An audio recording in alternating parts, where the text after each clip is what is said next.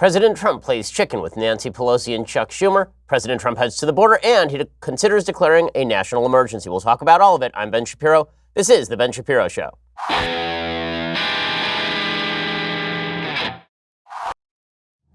So perhaps you're watching and you're wondering, what is that magnificent mane?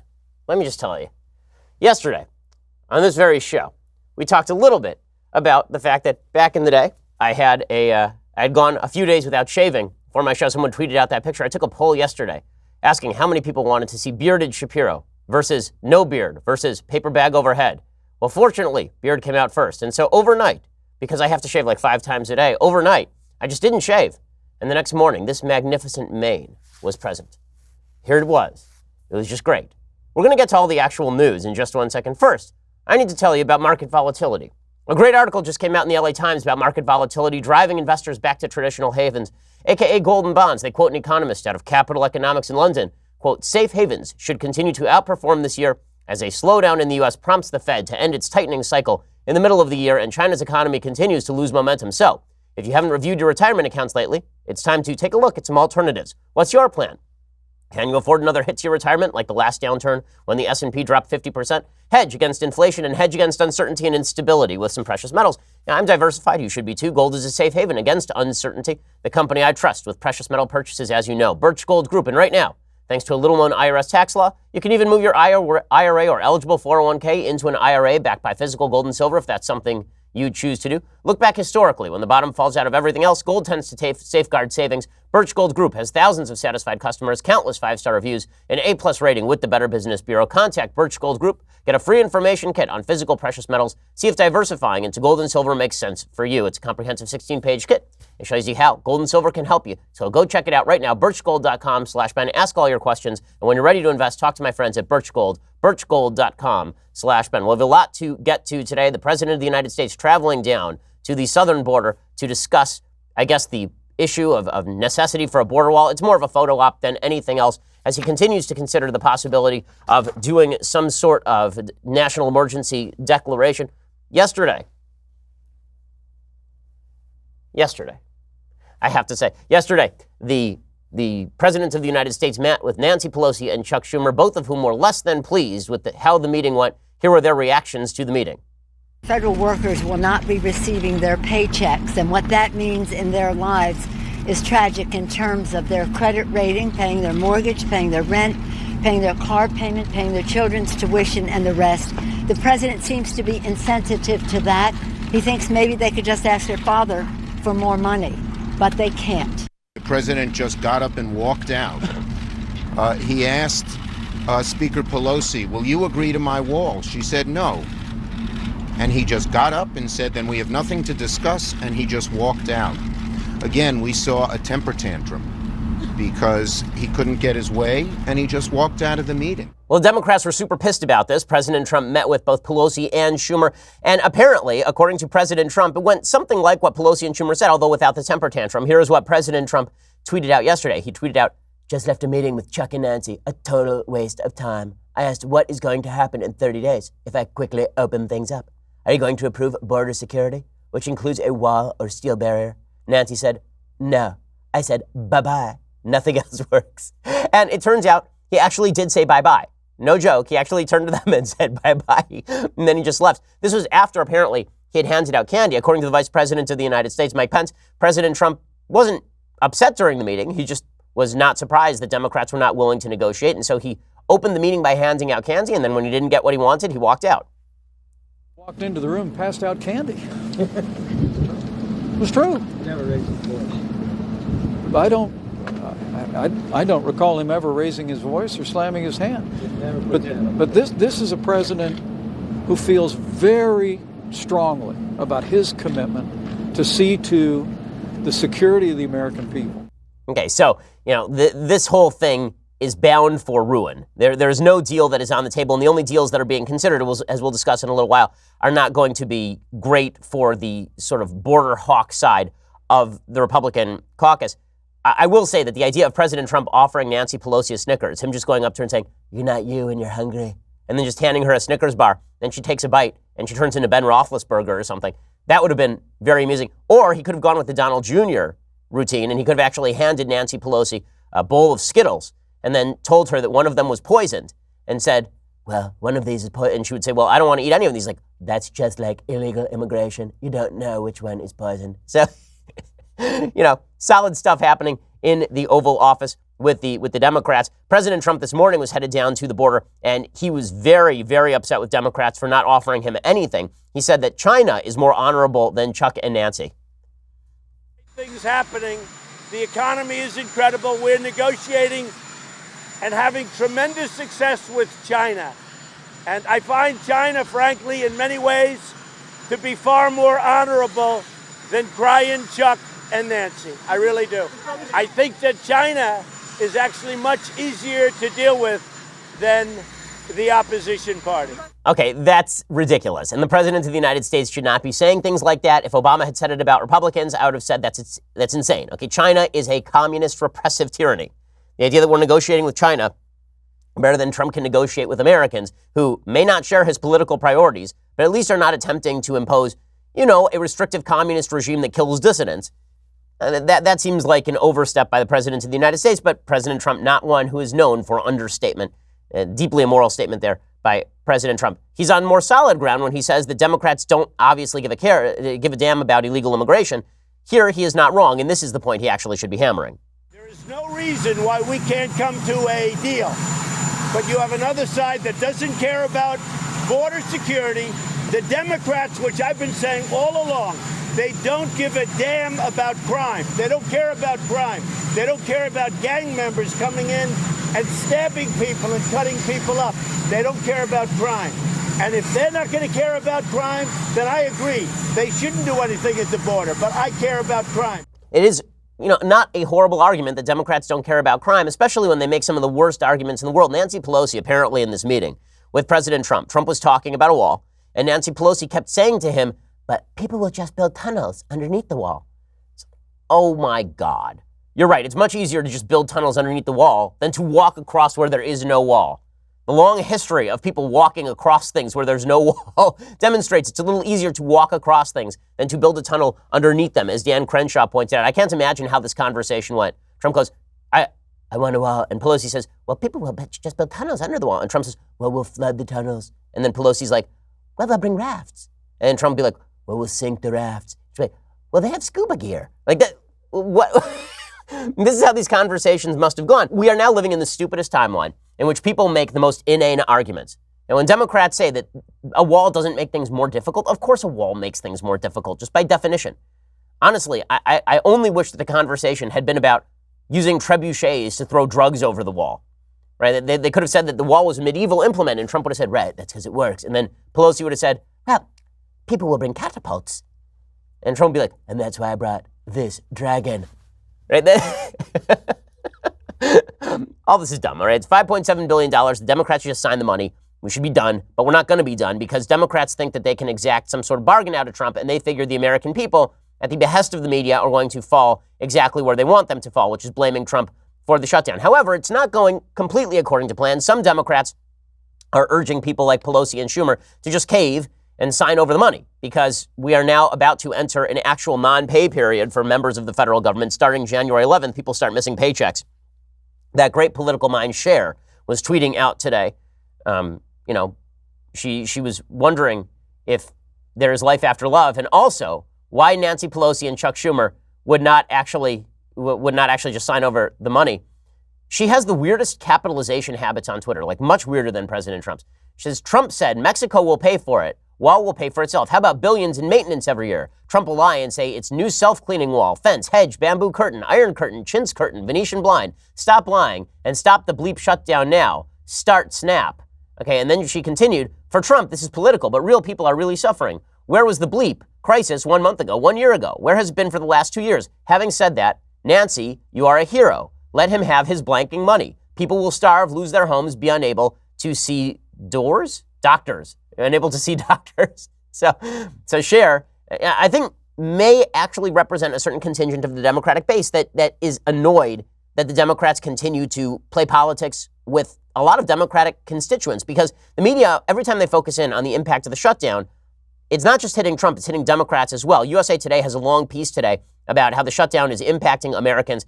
They talk about the fact that it's kind of businesses that are ancillary to government areas are suffering. They talk about the guy, Mike Johannes, has run a food stand in downtown Washington for the past 20 years, surviving economic downturns while selling hot dogs, candy bars, and an assortment of other edible items. But the latest government shutdown could be the death knell for his business. Foot traffic is markedly down at the corner of Penn Ave and 11th Street where he operates, and Johannes said sales have fallen about 60% during the closure, which has affected nearby federal offices, museums, and other tourist spots. And you're getting all these sorts of stories from the media day after day. This idea, the idea being, of course, that there's actual suffering that happens during a government shutdown. Apparently, the federal government loses about $1 billion a week during a government shutdown, thanks to back pay they're going to have to pay people and other failures to take in revenue and all the rest. So Democrats are going to feel that pressure too. And this is why Trump should stand tall. Unfortunately, it looks like President Trump is looking more and more at declaring a national emergency. And that's something that he really should not do at this point. Declaring a national emergency, as I said yesterday, would be both fruitless. It would also be just bad constitutional politics. The executive branch does not have the capacity to randomly declare a national emergency and then seize land along the border in violation of eminent domain and then just start building walls because there's been an intractable long-term problem that Democrats refuse to solve. Trump needs to keep the pressure on Democrats. And again, the folks on the left don't have a good excuse as to why they don't seem to care very much about this issue. They don't have a good excuse. And I hate Trump is not an actual solution. I hate Trump doesn't help you at all in this debate, which is why Trump should keep pushing it and pushing it and pushing it. I'm going to get to just how bad Democrats and folks on the left are when it comes to this issue in just one second, because if Trump wanted, he could have a series of commercials like today that would be devastating to Democrats on this particular issue. We'll get to that in just one second. So let me tell you something about my shaving habits. Did you see earlier in this show that I actually had a beard? Did you see that? It was not a figment of your imagination. During one of the clips, all I had to do to get rid of that beard was grab my Dollar Shave Club products and go to town, and boom, clean shaven. Beautiful, magnificent. That's what Dollar Shave Club can do for you, because Dollar Shave Club delivers everything I need right to my door, and they keep me fully stocked on what I use so I don't run out. I mean, the fact is, I used an awful lot of shaving cream during that 20-second period. I need a new supply. Well, Dollar Shave Club will provide that to me on a regularly scheduled basis. They've got you covered head to toe for your hair, your skin, your face. They have a new program where they automatically keep you stocked up on the products you use. You determine what you want, when you want it. It shows up right at your door from once a month to once every 6 months.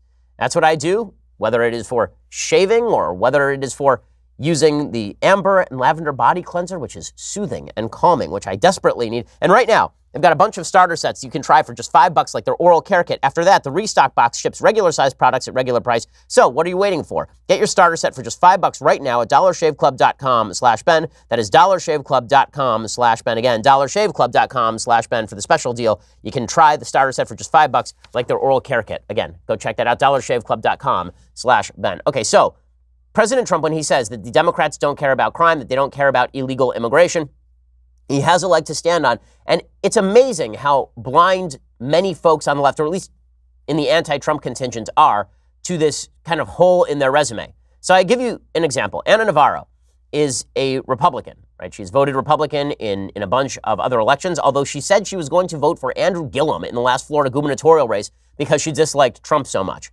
which is a pretty insane contention. Well, last night on CNN, Chris Cuomo, actual physical block of wood, Chris Cuomo, had on a couple of guests. One was Ana Navarro, and one was a Republican who was talking about the cost of illegal immigration and the problem of crime that is linked to illegal immigrants who are not vetted.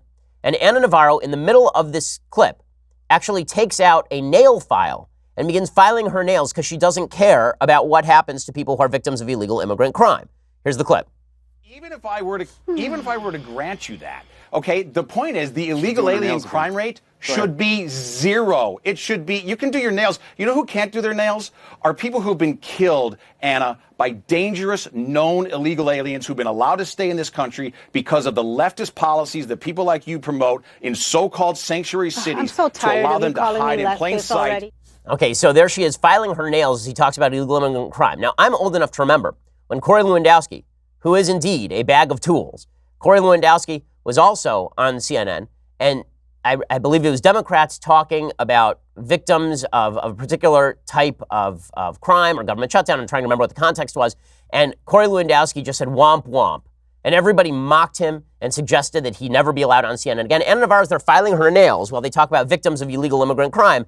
No problem at all. And this just demonstrates that there is a blind spot when it comes to the emotional nature of this issue for a lot of Democrats who believe that there's no reason to worry about illegal immigration in any context. Well, in a second, I'm going to show you more of the reaction to President Trump's negotiation strategy. So President Trump was negotiating with Nancy Pelosi and Chuck Schumer, and the media are very angry that Trump didn't stay in the room, that he walked out of the room with Pelosi and Schumer. Now, quick flashback. Barack Obama did this, right? Obama actually did this back in 2011. According to Jonathan Allen and Jake Sherman, July 13th, 2011 in Politico, President Barack Obama abruptly walked out of a stormy debt limit meeting with congressional leaders on Wednesday, a dramatic setback to the already shaky negotiations. He shoved back and said, "I'll see you tomorrow," and walked out. House Majority Leader Eric Cantor told reporters in the Capitol after the meeting.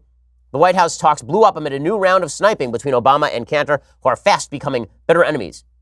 Apparently, the president told Cantor, "Don't call my bluff." And then he said that no other president would sit through such negotiations. And then he just walked out. Apparently, Obama was impassioned, but he just walked out. And the Democrats claimed that Cantor was exaggerating the story. So exactly the same thing as what just happened with Trump and Pelosi. Was there this kind of media coverage? Did Erin Burnett get on the air and talk about how a president can't walk out of negotiations? Well, she did last night on CNN. Is that the person at the center of a negotiation, when the outcome is whether his government reopens, can't just say bye-bye. Trump has to lead. Well, no, actually, he can say bye-bye. That's one of the tactics of negotiation. In any negotiation, there comes a point where you have to say to the other side, listen, I'm getting up and I'm walking out, because there's nothing more for us to discuss here. Now, the problem is that Trump's fallback position is a bad position. Trump's fallback position is that he is going to declare a national emergency, and that the national emergency is going to allow him to build a wall on the border. That is not what's going to happen. If he declares a national emergency and tries to activate the military, a judge will put forward an injunction in about 5 minutes flat. The wall will not be built. He will sign the Democratic funding bill into law. Everything will be funded. No wall will be built. He will yell about the Democrats. He will yell about the judiciary. Some contingent to the base will suggest that Trump has done his part, but Congress blew it. And then we'll all move on with our lives while Trump gets credit with his base. It will be a cynical political move. Either the president is committed to this or he's not committed to this. Either he's committed to go all the way on this issue or he is not committed to go all the way on this issue. I don't think there's a lot of in-between here. With that said, they're trying to find an in-between now. So according to CNN, there's deal-making in the works. Some of these deals are not very good. Now recall, just a few months back, the White House had actually offered the Democrats that they would essentially give amnesty to over 1 million illegal immigrants, dreamers, people who were brought here when they were young, that they would offer all that amnesty to illegal immigrants in response to a border wall, and the Democrats walked away from that deal. But now the White House is coming back and they're saying, well, maybe we can make another sort of deal that'll be along those same lines. Here's Mercedes Schlapp from the White House comms office on CNN last night. Part of the exchange that Democrats and many Republicans appeared open to would be money for the wall, more money for the wall, in exchange perhaps for a deal on DACA. Let me ask you on DACA, because Republicans have raised this too, Newt Gingrich among them. Would the president be willing to exchange protection for dreamers for more money for the wall? We have been open for discussion, open for negotiations for the Democrats. Okay, and the fact is that Trump was open to those negotiations a while ago. Right, but President Trump back in October of 2017 had suggested that he would push DACA even without a wall. And then he said, okay, well, we'll do DACA for the wall, and then Democrats balked at it. So it's not really a shock that they're now bringing this up again. This has ticked off some of the real immigration hardliners like Ann Coulter, who say that the Dreamers should never be given amnesty. It would, in my opinion, be a mistake to give the Dreamers amnesty without actually having the physical barrier in place, because now you're creating a new magnet. And you're saying to folks that if you get in, if you cross that border, if you lie about when you got here, or if you just cross the border and then hope for the next round of these sorts of negotiations, then you will be able to get citizenship as well. The way this really should go is that if Trump wants to make a Dreamers for Wall deal, what he really should do is he should say, here's the deal. I build the wall, and then when the Department of Homeland Security declares that the border is secure, then all these folks get in the back of the line for citizenship. It's always been my perspective, by the way, that treating illegal immigrants as a full class is a mistake. That what we actually should be doing is treating illegal immigrants on a one-to-one basis, meaning the same way that we would legal immigrants. If you seek to immigrate to the United States as an individual, then we are going to run you through the rigors of having to pass an immigration test. We're going to have to look at your background. We are going to have to decide whether you are of net benefit or of net detriment to the United States. And then we decide whether you can come or whether your family can come and all the rest. Why that wouldn't apply to people who are already here is beyond me. Just because you crossed the border illegally 10 years ago, I don't see why we shouldn't be able to make the same assessment as to whether you are of cost or benefit. In fact, that assessment should be a lot easier. We've had 10 years to learn whether you're going to be on welfare or whether you're going to have a kid who's in a gang or whether you are going to assimilate into American culture in a fulsome way. We should be analyzing people on an individual one-to-one level. That's really how we should handle all of this. But the truth is that immigration is actually susceptible to some pretty common sense solutions. It's just that Democrats don't want the common sense border solutions, and Republicans are hesitant to cave on any of the other solutions until they have a border solution, a position that I think is ultimately rational. With that said, it's pretty obvious that Lindsey Graham and some of the border doves in the Republican caucus are now trying to get Trump's commitment to a wall to push him into a more liberal position on immigration. And this is where the danger comes in for the Trump administration. They basically have three options at this point. Option number one, stick to their guns, say we're not going to fund the government unless you give us the border security funding we need. Option number two, declare a national emergency, sign the funding, wait for a court to strike it down, whine about it, and hope that Republicans aren't too pissed.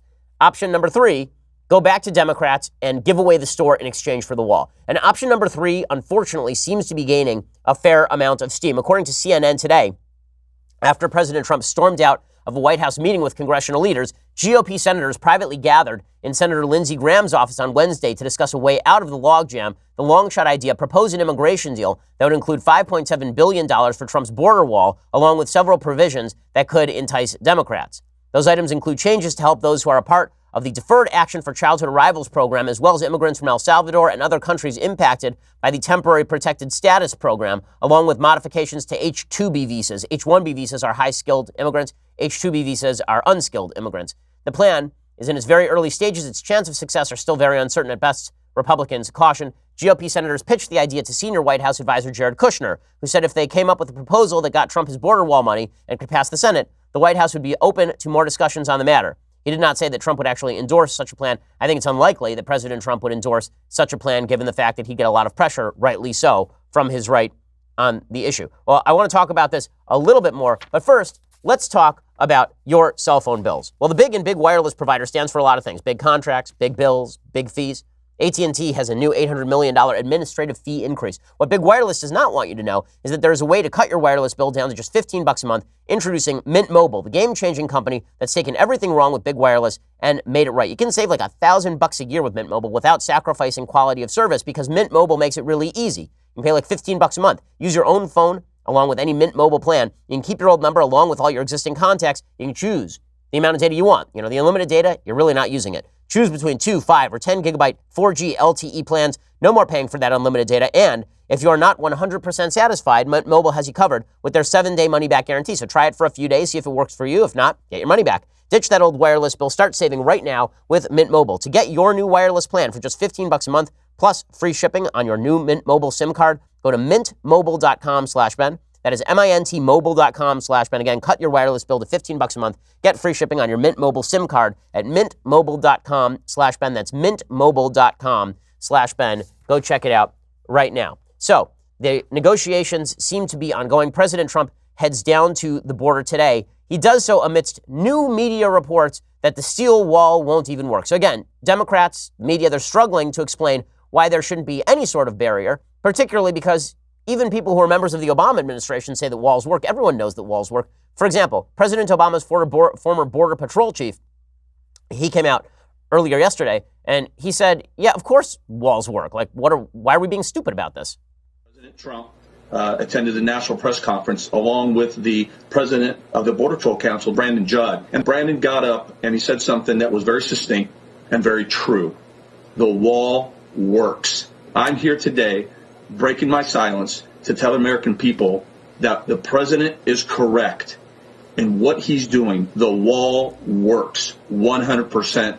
And I'm here today to support his efforts and what he's doing to get what he needs to improve border security for this great nation. You know, I think you would be hard pressed, like really hard pressed, to find a Border Patrol agent who thinks that the wall would not be effective in any way. And when Democrats keep claiming that it wouldn't be effective in any way, they have no evidence to back all this. In fact, whenever they try to suggest that a wall is unnecessary, they end up shooting themselves in the foot.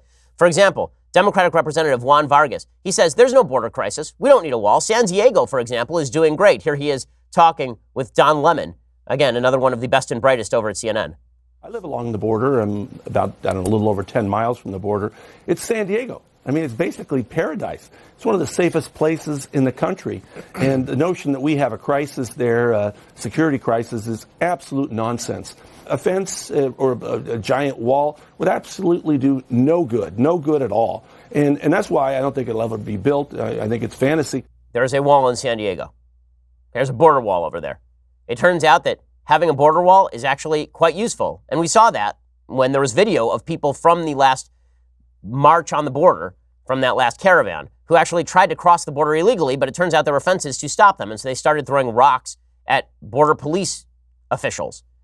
And so, of course, it's going to be a very difficult argument to make. Now, the best argument that can be made against the wall is that it's not necessary to build like a 2,000-mile wall, which is true, right? You actually need sections of wall in certain areas. But the wall itself is not going to stop all illegal immigration. The real problem of illegal immigration on a more deep-seated level is the problem of employers being able to hire illegal immigrants. And not only that, the fact that the vast majority of people who are illegal immigrants in the country right now are people who got in legally and then overstayed their visas. That said, the system is absolutely and obviously broken. And Democrats are claiming that President Trump is trying to curb the ability to claim asylum. But the problem is that the vast majority of people claiming asylum are doing so fraudulently. They're not actually political refugees from their country. They're just looking for a better job. Now, I don't blame people who are coming here for a better life. My great-great-grandparents did. I don't blame people who are trying to cross the border because they live in a country that's really rough and economically feeble, and they decide that they want to move here for a better life. However, I'm not going to pretend that they're not abusing the laws or that our laws have to allow everybody in. This is one of the consequences of having a welfare state, a vast welfare state, by the way.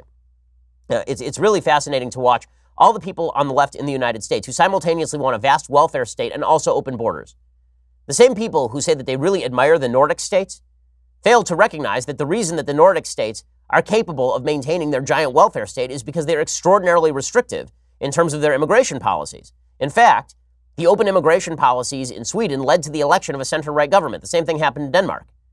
The Nordic states look at their vast bevy of welfare state policies, and it turns out a bunch of people coming into their country who then create cultural enclaves and take advantage of the welfare systems are not good for those countries.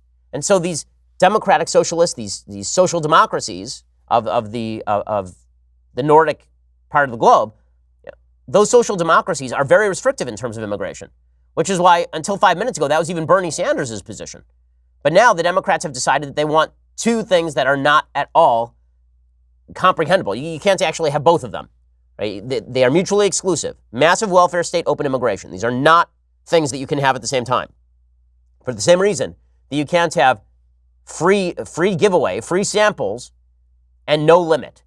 Right? If you owned a store and it was free samples, no limit, what do you think would happen? Everybody would rush in and bankrupt you in a day.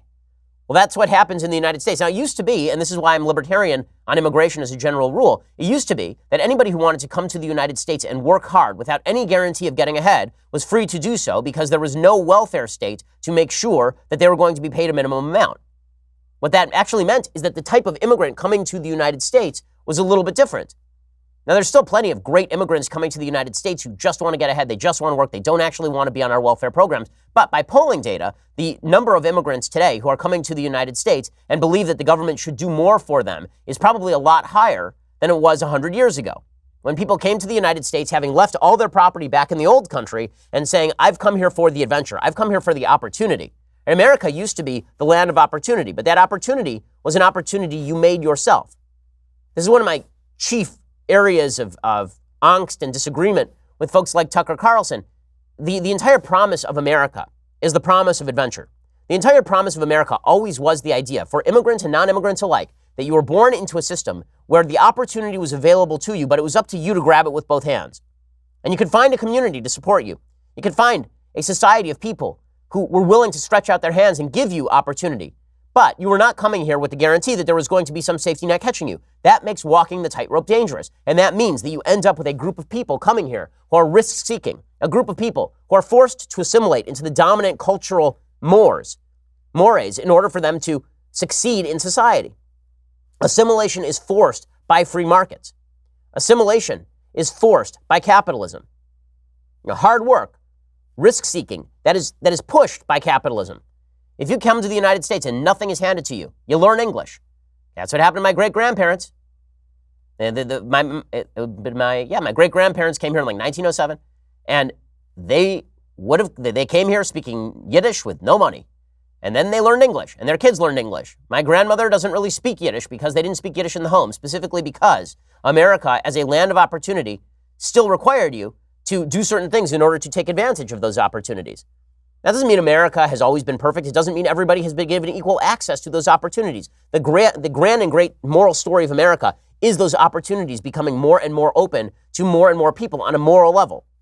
Right? At the same time that America was freely welcoming immigrants in the early 20th century, Jim Crow was prevalent in the South. Right? There have been too many times in American history where people were not welcomed to the opportunities of America. But that was a problem with the laws preventing access to the opportunity. It was not a problem with the opportunity itself. And I think that right now, and this is my general problem with the Nordic states as well as both right populism and left populism in the United States, the only difference between right and left populism in the United States and in Europe, by the way, is basically not the question of whether there should be a massive state, but whether there should be restrictions on immigration.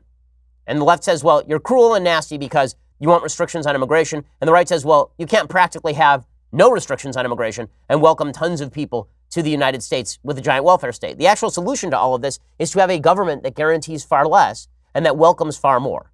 That's the actual solution. That's the warm-hearted solution. That sounds cruel. It sounds nasty. It is not. It is precisely the opposite. The most generous society is the society that says, come here. We welcome you with open arms if you're willing to work, if you're willing to risk, if you're willing to join our common journey toward a better future, if you're willing to adventure. Right? If you're willing to take that call, if you're willing to pick up that call and go become American, that's what the American dream was all about. It wasn't that the American dream was you come here and we hand you a welfare check. And the American dream wasn't you're born in America and we hand you a welfare check and then we protect you from foreign labor. That was not the American dream either. The American dream was you come here and you will be left to your own devices to succeed or fall on your own merit. So go out there and earn. Right? That was the American dream.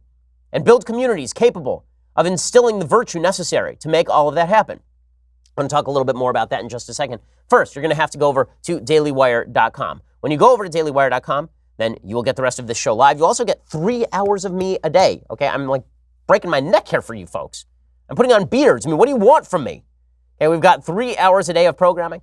We do the podcast, and then later today I do another 2 hours of live radio, which is available in a lot of major markets. But if you actually want to watch it live, you have to be a subscriber. If you want to watch it later, you have to be a subscriber. All that available over at dailywire.com. For $99 a year, you get all of that. Plus, you get this, the very greatest in beverage vessels, the Leftist Tears Hot or Cold Tumbler. Behold its glory. It is indeed magnificent. In fact, before I had the beard, and I was like 10 years older, I took one sip from this tumbler, and the years fell off of me.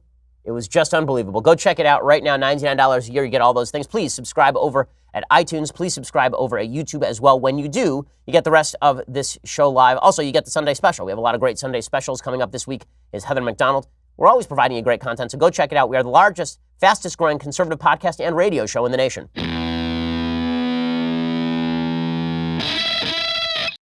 So just to continue with the theme of where we ought to be on immigration, in an ideal world, what we would have is a country that was built on virtue, because virtue is the predicate for freedom.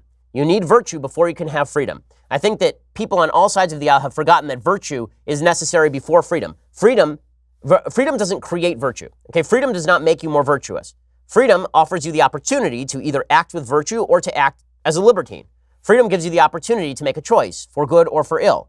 But in order for freedom to be maintained, you actually need a virtuous society. So to take an example, all the folks who are big advocates of the welfare state, they say, well, what happens if there were no welfare state? People just wouldn't care for each other. And that's why we need the government to step in. That's why we need the government to use force to take money from John and give it to Jim. Right? That's why we need to do all of that. And the proper answer to that, from a conservative point of view, is no. If you have a virtuous population, we do take care of each other on a voluntary basis. And as I said before, I'm a member of an Orthodox Jewish community. There are people in our community who are hurting. When people are hurting, the rabbi comes to folks like me and says, we have somebody who can't get through a Shabbat. We need some help. This family needs some help. And I sign a check on a voluntary basis. And this is common across the nation. $400 billion of charity from Americans every year, mostly to other Americans. It's a lot of money. And Americans are happy to do it because common virtue based in a Judeo-Christian value system was the basis for the freedom that the Enlightenment eventually brought about, politically speaking.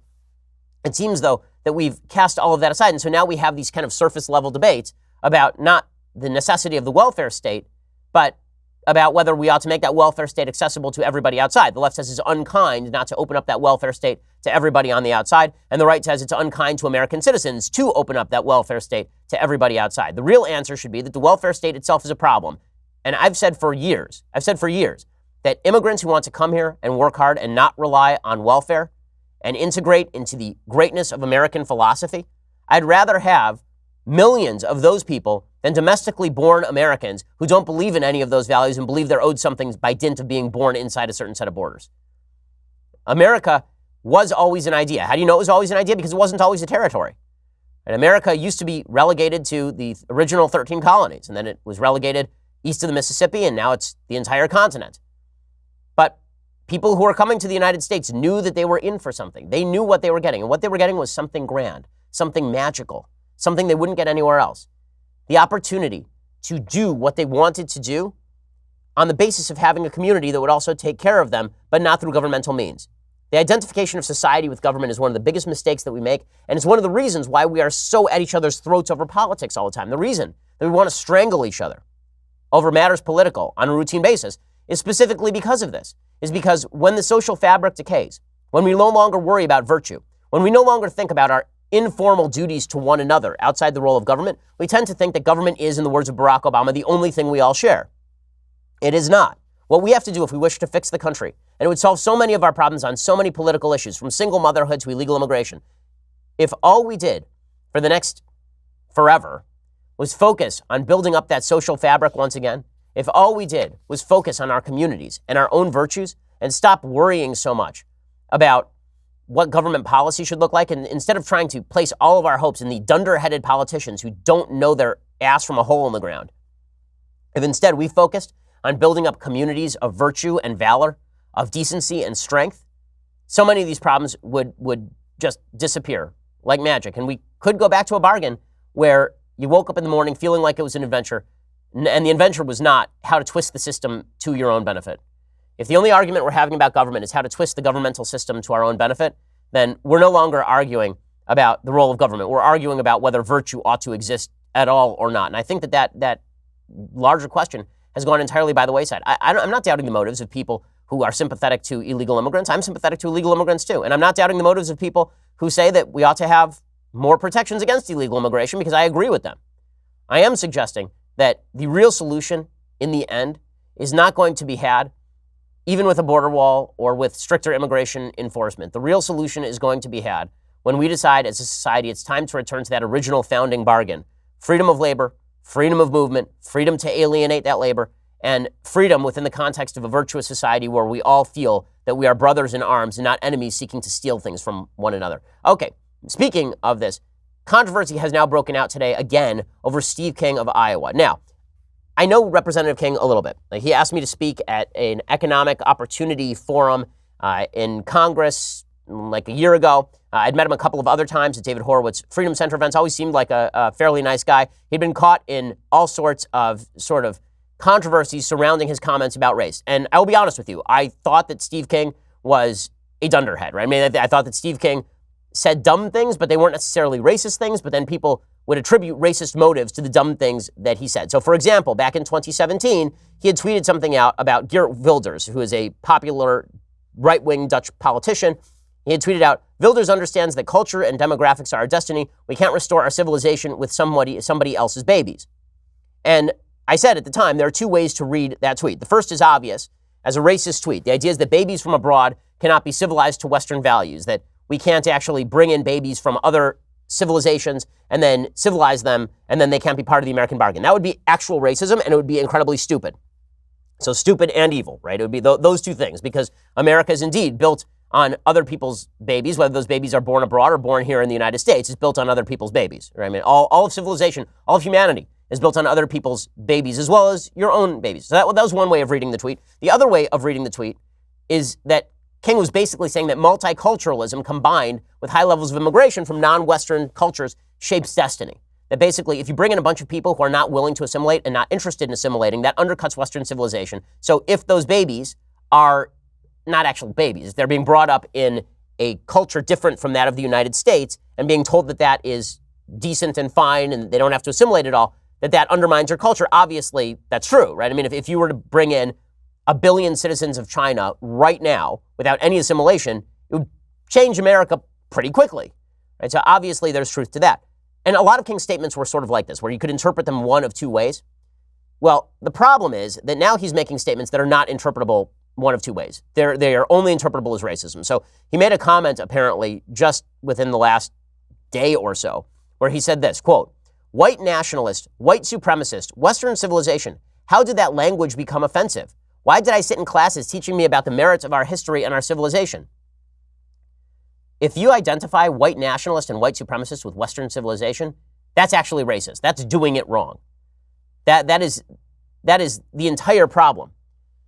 Again, if the question of Western civilization is a question of us and them, not based on ideology, but based on race, this does make you a racist. The greatness of Western civilization, the greatness of the Judeo-Christian construct is that it does offer an open door to anybody who wants to join.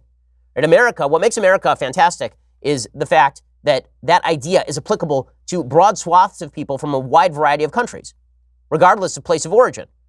And every single immigrant group that has ever come to the United States has been hit with the hammer of they're not willing to assimilate enough, and then after 20 years they assimilate. This happened to the Germans, it happened to the Irish, it happened to the Italians, it happened to the Jews, right? It happened to the Asians, right? It's happened to legitimately everyone who's come to the United States.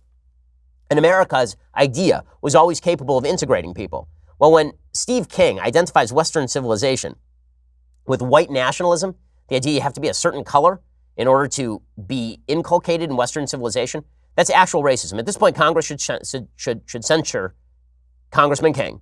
And this is just insane. This is just insane. There is a primary candidate against Congressman King right now. The challenger's name is a guy named Randy Feenstra in Iowa. And I plan on donating to him today because the Republican Party cannot stand for this sort of commentary that identifies color with civilization. When the left does it, by the way, also, right? When they do this whole routine, this intersectional routine where you don't get to speak unless you're of a particular color or order, or we're going to grant you certain points in the debate based on your place of origin or ethnicity or sexual orientation. Right? That's garbage. It is even more dangerous garbage when you're talking about white nationalism and white supremacism, which have a long, horrifying, disgusting history in the United States. So I'd recommend everybody go over to Randy Feenstra for Congress. It's FeenstraForCongress.com and give some money to Randy Feenstra. If you're a good conservative and Republican, enough is enough. This cannot hold. I mean, just it's pathetic. And getting Western civilization this wrong is frankly unjustifiable. It's unjustifiable. We have some really deep-seated problems here in the United States, and it seems like everybody is solving them the wrong way. I'm not here to push my book a little bit early, but I think that if you want to look at the problems of Western civilization, how Western civilization grew, and how those problems can be cured, my book, The Right Side of History, which comes out in March, is all about these specific problems. We have so little in common that people are rushing to tribalism, people are rushing to political partisanship, people are rushing to woke rage in order to solve a problem that of the problem of the soul, a problem that we no longer see each other as friends and compatriots in a common cause. We now see each other as enemies seeking to tear apart the nation. And that means that a lot of our political debates, too, should be boiled down to something beyond what is politically expedient. One of the big problems we have right now for both Democratic politicians and Republican politicians is that the most effective mode of politics is to question your opponent's motives. That is the most effective, right? So when President Trump goes after Pelosi and Schumer and says they don't care about crime, that's a very effective mode of politicking. And Pelosi and Schumer lend credence to it when they look like they don't care about crime. Pelosi and Schumer, consequently, go the other way. They say Trump doesn't care about people who are being hurt in a government shutdown. And Trump lends credence to that when he sort of shrugs at it. The reality is, do I think that Pelosi and Schumer actually don't care about crime from illegal immigrants? Probably not, but I think that it's convenient for them to pander to their base. Instead, what we really, our politicians are a bunch of losers in the sense that what a good politician does is has the capacity to tell their own constituents what is important and what is not. They shouldn't be taking their lead from their constituents in terms of what is important when they think the constituents are wrong. That's a recipe for disaster. And unfortunately, I think too many politicians on both sides are doing exactly that. Okay, and time for a couple of things I like and then a bevy of things that I hate. I'm in a hateful mood today. So, things that I like. So this show has its moments. I'm not going to say that I love this show overall because I don't, but I think that it is, the first season particularly is kind of well written. Now, what's funny about the show Mr. Robot, which is on USA Network, is that the show started off as this kind of critique of capitalism, and capitalism is really terrible. And then within a couple of seasons, it morphed into, well, really, capitalism is kind of okay, but what we need to do is curb it. So it's funny to watch, as over the course of the seasons, this show went from Bernie Sanders to Barack Obama. That's really what happened with this show, Mr. Robot. The show is about this social derelict. He obviously has a mental, and the show has a mental illness, who is concerned with tearing down the system of capitalism at its roots by hacking major corporate institutions. The best performance in this is not Rami Malek, who is very Rami Malek. The best performance in this is Christian Slater, who is really good. Here's a little bit of the trailer. There's a powerful group of people out there that are secretly running the world. I'm talking about the guys no one knows about, the guys that are invisible. The top 1% of the top 1%, the guys that play God without permission. And now I think they're following me. Employee number ER280652. Just a regular cybersecurity engineer, but I'm a vigilante hacker by night. I usually do this kind of thing from my computer, but this time I wanted to do it in person. I started intercepting all the traffic on your network. That's when I noticed something strange. That's when I decided to hack you. Okay, so the show is pretty good. I will say that the least interesting character is the main character, which is always a problem for shows like this. But it is fascinating to watch as the writers of the show went from really almost being communists to saying, well, what we really need to do is in season 3 of the show, not to spoil anything, but in season 3 of the show, it turns out that the people who have been backing this play to tear down capitalism are backed by the Chinese government, and the Chinese government, for some odd reason, wants Trump to be president. So it's that kind of show. That's what's irritating about it. But what's hilarious about it is the fact that there are all these people who really more agree with the Chinese government than they do with the American government, and yet they want to pretend that the Chinese government is backing the Republicans. So it's kind of a thing I like. It's also kind of a thing that I hate, but it's a good window into the mind of a lot of people on the left who write for Hollywood. Okay, time for some things that I hate. So the woke scolds are here. The woke scolds have come. The woke scolds are here for a Green Book director, or writer. So this movie, Green Book, just won a Golden Globe. I haven't seen it yet, so I'm not really going to critique it, but the screenwriter, whose name is Nick Vallelonga, has now deleted his Twitter account because there was a tweet from November 2015 talking about President Trump. President Trump had talked about people cheering during 9/11. The tweet said, Donald Trump is 100% correct. Muslims in New Jersey cheering when towers went down. I saw it as you did, possibly on local CBS News. And he was ripped up and down for all of this. So now all of these left-wing journalists have decided it's necessary to go through all of his old tweets and make sure that he agrees with all of their points on everything. He then had to delete his Twitter account because we're not allowed to say things anymore. Now, maybe, so let's say that he's wrong. Let's say that what he said is incorrect because there's not a lot of evidence that tons of Muslims, as Trump had said, were celebrating on 9/11. The footage that you saw was from the Palestinian Authority where Palestinians were cheering in the streets and handing out candy. Whatever it is, this new practice where we wait till someone has a moment of success and then we go back in their history, dig something up and try to destroy them with it is really quite disgusting. It's really gross. You say something new, well, then you're fair game. But this notion that we're going to go back 15 years, find something that you said like Kevin Hart, and then try and wreck you over it, it's going to make an unlivable world because there's no such thing as forgiveness. There's like, if Vallelonga came out and said, I was wrong to say that and I never should have said it, that wouldn't make his critics more quiet. It would make them more loud. Then they would suggest, well, what sort of penance does he have to do? Does he have to give money to CARE? Like this would be the routine that they push. Now, it is amazing that bigotry in certain circumstances, according to the left, is okay. So they'll call Vallelonga a bigot for that tweet, but there will be actual sitting Democratic senators who will be religious bigots altogether. Tulsi Gabbard, representative from Hawaii, who is pretty far left, particularly on foreign policy. I mean, like she is Bashar Assad's favorite representative. She went and visited Syria a while back. But she's not wrong about this. She called out U.S. Senator Mazie Hirono, who's the senator from Hawaii, because Hirono questioned a judicial nominee and asked specifically about this judicial nominee's membership in the Knights of Columbus. And the Knights of Columbus is just a Catholic group that has lunches, basically. But if you're a member of a Catholic group, this means that you must be destroyed now, according to a lot of Democrats. Right? We saw Bernie Sanders do this with another Christian pretty recently with regard to a nomination for the Office of Management and Budget. So Hirono questioned Brian Busher, and apparently during that line of questioning, Senator Hirono asked specifically whether the guy could be fair because he was Catholic, because he was taking part in the Knights of Columbus. Dr. Keone Dudley, a member of the Knights of Columbus, said that although they participate in things like the March for Life, there are knights with all different kinds of personal views, and there are knights in elected office. By the way, JFK was a member of the Knights of Columbus. Vice President Biden is a Catholic. There are a lot of different members of the Knights of Columbus who are not on the right. But this new sort of religious test that's being trotted out by Democrats is pretty astonishing and demonstrates once again that bigotry is not restricted to any one political side. And so that's pretty gross stuff. Okay, so we will be back here tomorrow with all of the latest. We'll bring you all the updates from President Trump's visit to the border wall. Also, we'll be here a little bit later today. So if you subscribe for $9.99 a month, you don't have to wait till tomorrow. Get the updates later today. We'll bring you all the drama, all the action, and all the fascination. This is The Ben Shapiro Show. The Ben Shapiro Show is produced by Senya Villarreal, executive producer Jeremy Boring, senior producer Jonathan Hay. Our supervising producer is Mathis Glover, and our technical producer is Austin Stevens. Edited by Alex Zingaro. Audio is mixed by Mike Caramina. Hair and makeup is by Jesua Alvera. The Ben Shapiro Show is a Daily Wire Forward Publishing production. Copyright Forward Publishing 2018.